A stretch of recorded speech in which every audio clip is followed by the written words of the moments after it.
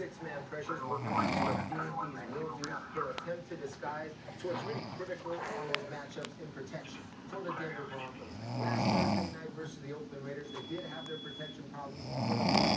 Could not decipher who to block and take pressure on him. So when Peyton Manning at the line of scrimmage, you know, he's moving. Everything's always changing. The run back's here. He moves to there. He's got the mic is there. We call the mic to the other side. So you got to be quick.